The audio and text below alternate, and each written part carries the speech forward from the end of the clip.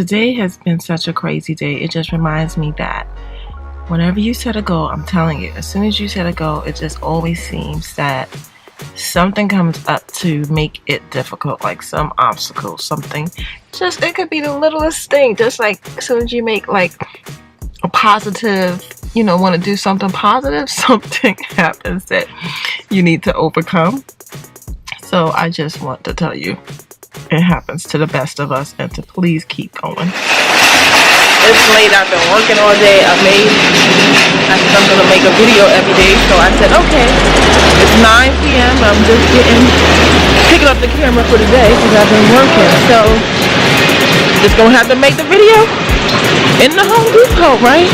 So that will be one of our lessons for the day, is that as soon as you make a goal, it always seems like something pops up to, make it even more difficult for you to reach the goal. Because here now they're saying, it's going to snow this weekend, so a lot of people were moving their appointments around today on me, saying, hey, which is smart. They're like, it might snow. So a couple things I had planned for the weekend, I had to hurry up and get done today. So I still wanted to get in and do Vlogmas day. This is day 8. So actually,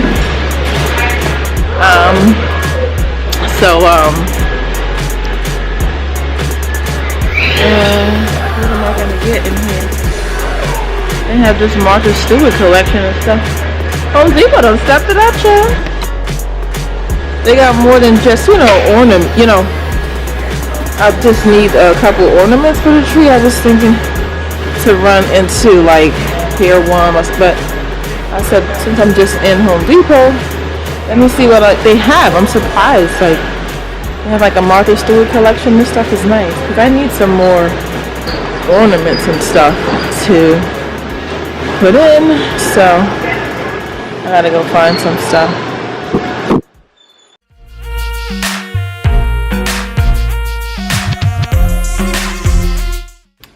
Hi guys, so this is the video for the next Vlogmas upload, and I ended up, I think, skipping a day if you're watching this, because here yesterday it snowed and my schedule just got all screwed up, because not screwed up, but everything that I was planning to do today, because it snowed, I had to do yesterday, and so I just had to change a lot of stuff around, and I didn't have time to video as much as I wanted to and then edit it.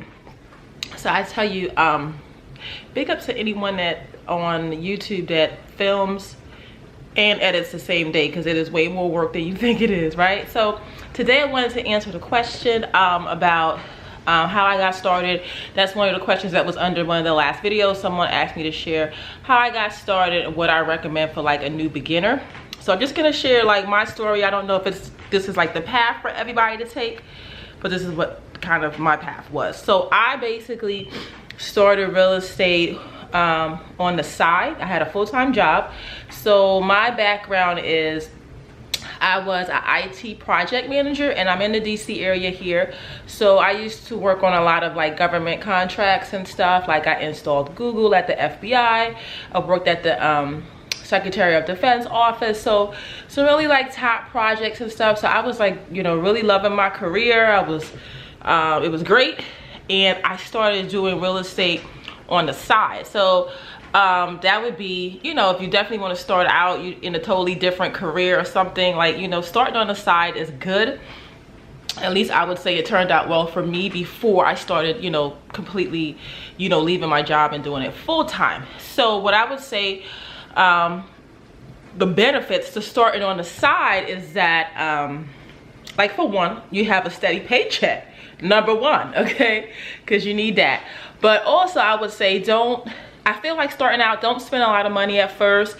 Really go to the library, check out a lot of books on real estate, and really learn the industry, and from there kind of choose what type of area or niche that you really are interested in. And then you'll probably, I think what I did was to spend more money at that point to get a mentor, because I feel when you get a mentor you move faster.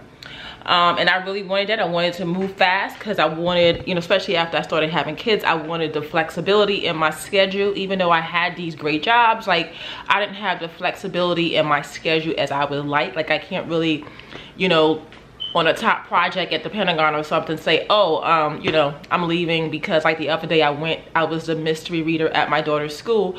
You know, those are the type of things I can do now without asking someone if I can leave early to go do that. Like I can just get up and say, hey, you know, I'm gonna come and be the mystery reader in my daughter's class today. So that's what I wanted.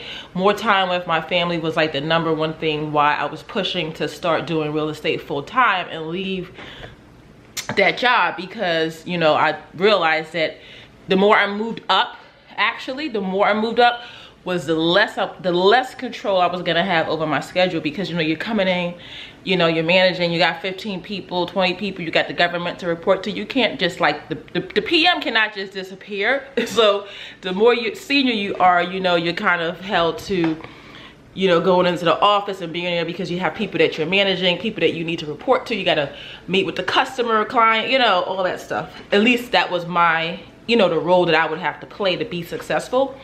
So I started on the side, and basically what happened with me, I started on the side, I got a mentor, I was doing well.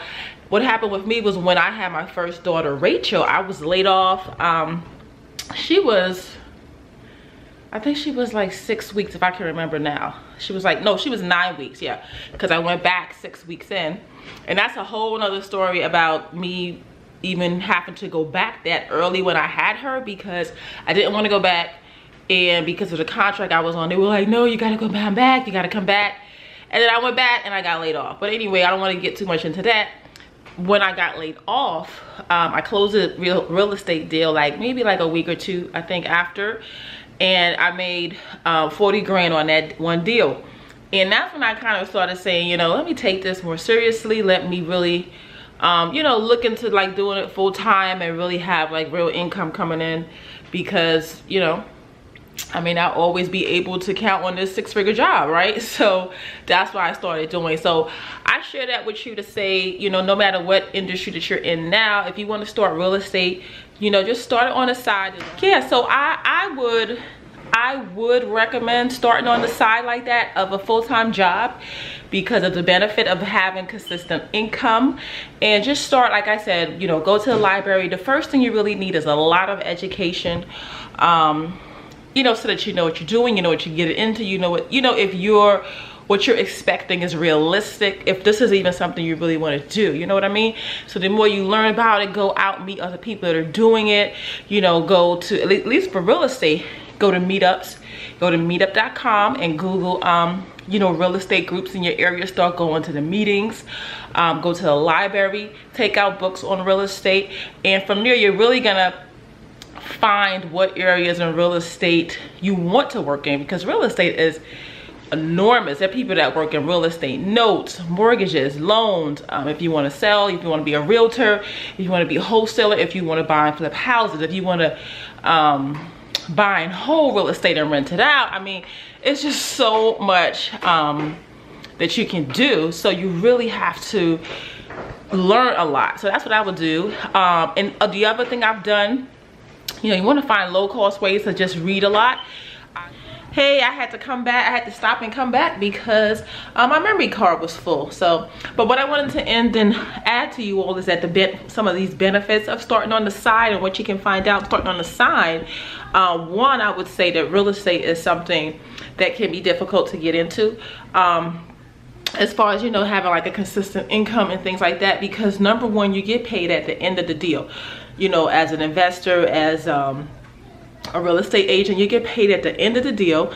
And so there's a lot of, you know, buildup that you need to do, you know, to get to that, because you're talking about, you know, you got to go out, marketing, build a customer database, build clients and things like that. And then even once you get a deal, go to closing and then get paid at the end. So at least when you start on the side, it gives you time, you know, to do that and to build that up. And, you know, once you start working with a lot of people, you start to get referrals and things like that. Like nowadays, like I still do my own marketing, but then I do get, you know, people that are like, oh, you know, a neighbor referred you, a friend referred you, a past client referred you, whereas in the beginning, you know, you may not get that because, you know, you don't have any experience and things like that. The other thing I feel like, if you're in one industry trying to get into another industry, that you would just naturally have like a passion for real estate, and just starting on the side gives you like an opportunity to, you know, have that passion geared into something like an outlet at the time that, you know, you can be working towards. Because if you just wait until you get an opportunity to do it full time, a lot of frustration can occur, you know, in between that gap. But working on it part-time, you know, you still have that outlet. I would come home from work and just really get started on my real estate business, and it would just, you know, I'm sure I was tired at the time, but I would just be so excited to do it because, you know, I was so passionate about it. So, you know, give yourself that opportunity. Like I said, I really think it's a good idea. It worked out for me once, you know, I was able. And I think too, getting that first deal, when I got my first deal, I think it became more real to me that it's something that I could accomplish, which I think I've seen with other people. When they get that first deal, they're like, wow, like, you know, like, because it's different to keep talking about it, but when you actually do it, I mean, on both sides, as a real estate investor, my first deal, I just felt like, oh my God, I actually, you know, just getting that check or whatever. And as a real estate agent, you know, the first house I ever sold, I was like, oh my God, like, I did it. You know, I can provide excellent service and help somebody sell their house, which is like, you know, a huge investment. You know, real estate, you know, especially here where in my area is expensive, I'm helping people with, like, you know, a very important investment that they've made in their life. So when you get working part-time, giving yourself an opportunity to get to that when you can get a deal, you know, once you get that first deal, it will feel so real to you. And then, you know, you can go from there, like I said, until you can build like a consistent business. And that's when I was able to, you know, excuse me, leave my job and stuff. And for me, like I said, I was laid off, so it was like a sink or swim opportunity as well. But luckily I had already started part-time before I got laid off. So that's my tip for you all. You know, I love you all so much. And like I said, so this video will be, I will pick 2 winners because I didn't upload yesterday. So I'll pick 2 winners today. So like and comment to enter the contest. And every day I'm gonna give away a free gift, a copy of my book. So I'll see you all next video.